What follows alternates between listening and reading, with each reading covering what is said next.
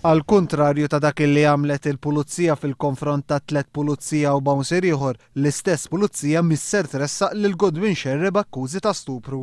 Dan għaliex minn tweġibiet li l-pulizija bagħtet lil One News jirriżulta li l-każ ta' Godwin Sherry jinsab preskritt. Sherry kienet jiġi akkużat li stupra tfal ta' dar San Giuseppe iżda minħabba żball fl-att tal-akkuża li fi kliem il-qorti tal-appell qatt ma ġie rranġat, il-każ kellu jaqa'. Sarejliet li tingħata sentenza mill-qorti, il-prosekuzzjoni jibqala l-faċilità u dritt li titlob il-korrezzjoni għall-iżball li għamlet. B'reazzjoni għal mistoqsijiet ta' One News, il-pulizija qalet li wara li rrevedit il-faxxiklu tal-każ jirriżulta li żball ma kienx wieħed intenzjonat.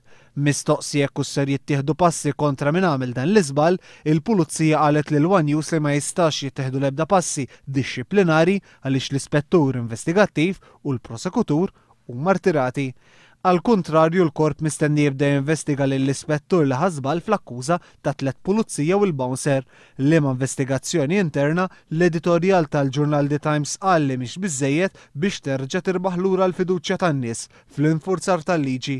Għal kontrarju qal il-ġurnal The Times irid ikun il-Ministru Carmel Sud Bonnici li fil-kariga kostituzzjonali tiegħu jordna inkjesta indipendenti ħalli żbalji bħal dawn ikunu evitati.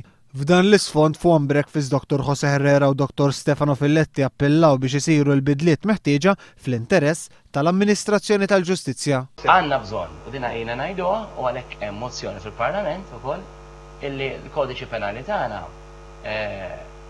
kien kodiċi tajjeb ħafna, però ovvjament huwa kodiċi li xjaħ. Naħseb wasal iż-żmien u naħseb dana jirrikonoxxu l-avukati kollha illi hemm bżonn ħtieġa li wieħed jiddiskuti naqra iktar motusa biex naraw xi tibdil hemm bżonn biex isir iktar effiċjenti.